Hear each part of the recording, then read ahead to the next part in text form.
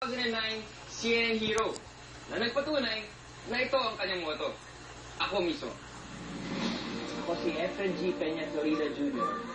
At ito ang aking kwento.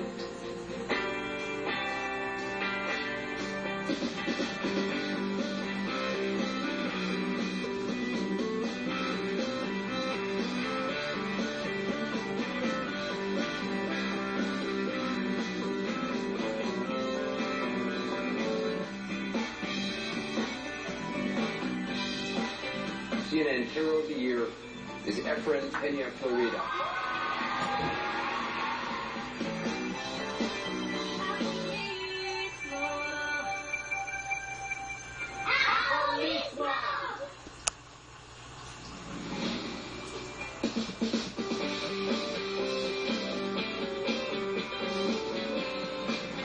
Para sa kanyang mga mahihirap na estudyante, higit pa raw sa kaalaman ang hatid ng libro, lapis at papel. Dahil sa bawat pagbabasa at pagsusulat nila, katumbas ay ang pagkakataong mangarap at unti-unting hakbang patungo sa panibagong buhay. Ito ang hindi malilimutang kwento ni Kuya Efren Peña Florida at ang kanyang Kariton Classroom. Tandaan niyo mga bata na hindi hadlang yung ating kabataan, yung ating edad para makatulong sa iba. Hindi rin hadlang yung ating kahirapan para umisip ng paraan at makapagbigay tayo ng ambag sa ating lipunan. Sunod-sunod ang mga naging imbitasyon kay Kuya F upang magsalita at magbahagi ng kanyang buhay. Pero sa kabila ng kanyang busy schedule, hindi nakalilimutan ni Kuya F ang lakad na kanyang simulan, ang Kariton Classroom. Tuwing Sabado sa Cavite, kasama ng Dynamic Team Company o DTC at ng iba't ibang volunteers, pinupuntahan nila Kuya F ang 4 na sites para dalhin ang Kariton Classroom. Tuwing Sabado, dito kami sa palengke muna pumupunta. So, galing sa headquarters, pupunta dito, tutulak na kasama ng 4 na kariton. So, all together yun. And then, set up namin siya ng pagganito. Bawat lugar, may kanya-kanya yung mga stations. So, dito sa unang station, dito yung literacy classes namin.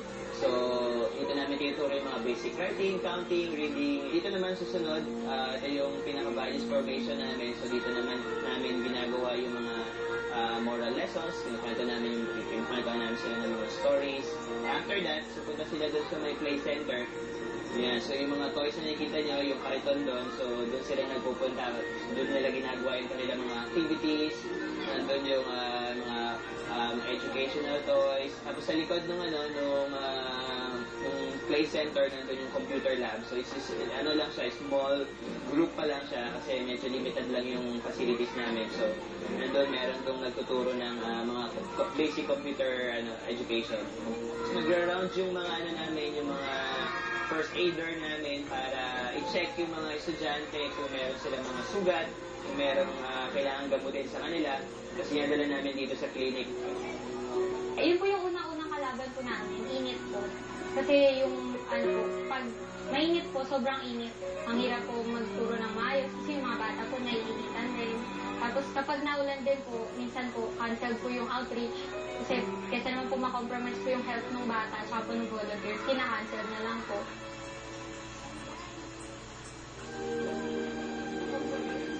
Okay, what is verb? Us. What is verb? First year high school ako, in-encourage ako ni Kuya F. Nagpumulong kasi po ako yung tipong tao na lalanan kung saan-saan, tapos tambay sa bahay. So, kinausap ako ni Kuya F, why not yung pagtatambay mo, sumama ka sa amin. So, tinry ko magtulak na kariton, mag-assist ng mga bata, and then, pag uwi ko sa bahay, although pagod, pero mayroong realizations, iba yung kasiyahan mo pag gumagala ka, tsaka kasiyahan mo pag nakatulong ka. Na-inspire kami kasi sa sobrang simple na ginagawa ni Kuya F, pero ngayon na andito kami mismo sa ginagawa niya, hindi naman pala isang simple bagay na ito. Hindi lang siya simple pagtutulak ng kariton, pero alam mo yun, yung effort na binibigay mo, na ibinabahagi mo sa mga bata, sa ilalim ng init ng araw, natuturuan mo silang magbasa, at kikilalanin mo sila sa mismong mga pangalan nila, kasama kanila, habang naglalaro sila or pinapakain mo sila, malaking bagay na yun. Si Kuya Bon Manalaysay o KB ang nagmulat kay Kuya F sa kahalagahan ng karunungan. Sabi ko nga sa kanya, kailangan huwag niyang sayangin yung mga taong tumutulong sa kanya. Kasi bukod sa amin, may iba pa rin namang tumulong sa kanya. Sabi ko nga sa kanya, alam mo, pagka minahal mo, niyakap mo ang pag-aaral ng karunungan, bubueltahan ka niyan, babalikan sa'yo, at alam mo, mababago yung buhay mo. Kaya mo pa nga baguhin yung mundong iniikutan mo na dyan. At mula noon hanggang ngayon, si KB ang nagsisilbing mentor ng ating hero. Nakumbinsi namin siyang mangarap ulit. Na umasa ulit. Noon kasi parang ayaw na. Yung feeling niya wala ng pag-asa. Ayaw niya ng mangarap. Kasi parang wala rin naman. Wala namang patutunguhan yung mga bagay na to. Sa kanya, basta mabuhay na lang sila, okay na yan. Pero ngayong natutunan yung mangarap ulit, nagkaroon siya ng goal. So, tinuruan ko siyang bumuo ng kanyang goal para mabago yung buhay mo. Ikaw mismo, sa sarili mo. Ako mismo yung dapat na magsimula noong pagbabago sa sarili ko. You don't have to be a billionaire to make a difference in people's lives.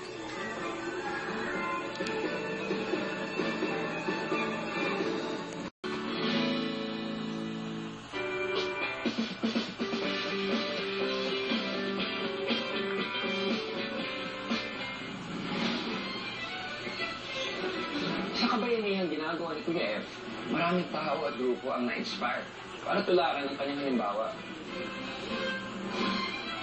Kabilang na dito ang Quezon City Police at Palm Ridge School. Pero hindi lang dito sa Pilipinas naka-inspire si Kuya F. Umabot din ito hanggang Japan at Africa. Last December, when I was in my room, I happened to watch the town TV, and I happened to watch the CNN Heroes, and there the FMP operator was making a presentation. And I was so touched, and I so moved when what he was doing. So that's why I get to know him.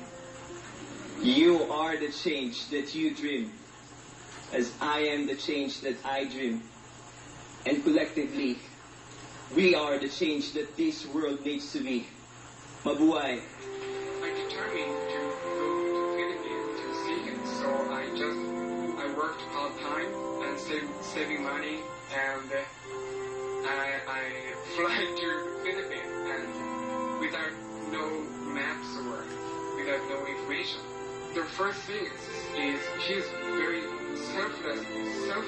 I was so moved what he's doing because he's kind of selfless and taking care of the other kids and who is less fortunate. And I'm so moved. I felt in the Philippines when I saw the street children, I have to do something to make a change in Japanese society. Because we have also children who are less fortunate. Every Saturday, I teach the kids who can't go to school about how the life goes beyond Japan. Marami talagang maraming na-inspire, maraming na-inganyo, and some of them pumupunta talaga dito at nag-volunteer para magkaroon sila ng immersion, and then they are planning na i-replicate din ito dun sa kanilang mga communities.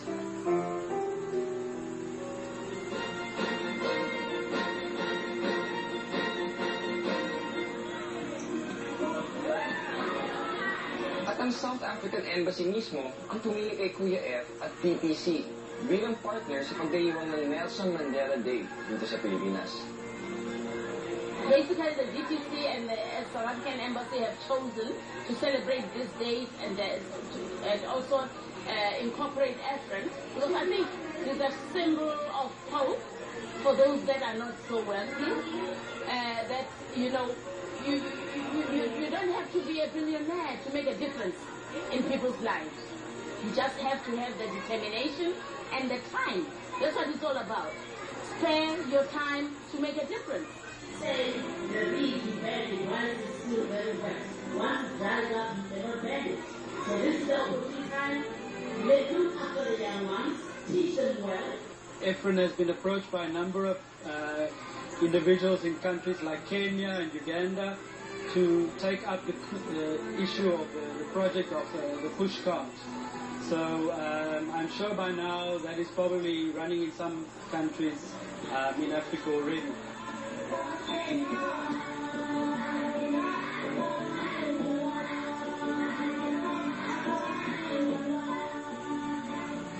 Kasi simple lang si Kuya. Parang natutunan ko rin sa kanya yung maging simple din.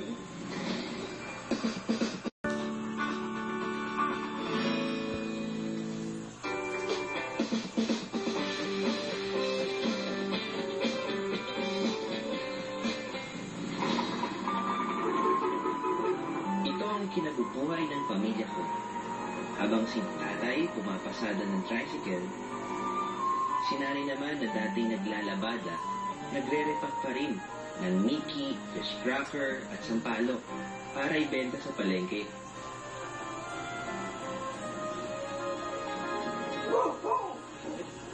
Ngayon na ulit kami nagkita, o. Kagabi, hindi na ako. Tapos 12 na. Ngayon na siya umuwi, ngayon lang ulit. Araw-araw, wala. Pag uwi niya, tulog na kami. Pero pag umaga, aalis ako mag-deliver, wala na siya pagdating ko. Minsan lang kami nagpapanikunan. O siya ng paano lang dito, tigil ng ilang oras. Kung tutusin, wala namang nabago sa aking buhay. Bagamat dumami ang mga imbitasyon sa akin para magbigay ng inspirational talk sa iba't ibang lugar at okasyon, kung ano ang nakagawian kong buhay noon, ganun pa rin naman hanggang ngayon. Marami pa naman kami pangarap sa pamilya. Lalo na ako personally meron. Yun nga, sabi ko nga sa kanya, marami ka pang gusto sa amin na gawin. Kaya hindi pa ako nag-aasawa. Pamilya muna bago pang sarili. Malaki kasi ang utang na loob ko sa aking pamilya. Dahil sa kanila, maaga akong namulat sa pagkakawang gawa. Si nanay din kasi yung taga-luto ng Pag nagpo-feeding kami, si nanay yung nagvo-volunteer para magluto ng spaghetti sauce at spaghetti para yung may meeting. Si tatay naman, ginagamit niya yung tricycle niya. Pag merong mga, dadalhin mga gamit, dadalhin na ba, may mga activities kami na kailangan ng sasakyan, tapos kailangan mag-transfer ng mga box, ganun. Kung ano yung meron sila na pwede nilang itulong, hindi naman sila nanay madamot magbigay ng tulong. Siguro yun isa sa mga namanak sa amin. Ang mahalaga mga anak ko lahat yan. Lalo na yung mga ginawa nila na. Yung iba nga, maraming nagsasabi na, proud ako sa anak mo. Mga tricycle driver nga. Siyempre, marami kami mga tricycle driver. Kuya, proud ako sa anak mo. Kung yung sasabi nga lang yung puso ko, di pumutok na. Sa tuwa, di ba? Kapwa hindi nakapagtapos ng pag-aaral si nanay at tatay. Ito marahil ang dahilan kung bakit ganun na lang ang pagpupusige nila makapag-aral lang kaming tatlong magkakapatid. Kaya na sa kanila, mag-aral sila maigi. Makatapos sila ng pag-aaral at makakami sila ng edukasyon. Kasi yun lang ang pamamanak sa kanila. Sa tulong ng aking mga magulang at ng Club 8586, isang organisasyong tumutulong sa mga batang kapuspalad para makapagpatuloy ng pag-aaral, nakatapos ako ng high school at kolehiyo. Kapalit nito ang pagboboluntaryo ko ng panahon at kaalaman para turuan ng ibang bata. Hindi naging madali ang desisyon kong ito para sa aking pamilya. Kasi nakikita ko siya noon eh. Pag uwi niya galing eskwela, bihis na ng bahay. Tapos minsan di na nakakapula ng nanay. Tapos punta na siya doon. Tapos pag tumutulong naman siya kay nanay, nagmimiki siya. Tingin siya sa orasan. Di kung sa akin, kung mag-ano din ako, kung attend din ako doon, wala nang tutulong sa nanay ko noon, sa mga time na yun.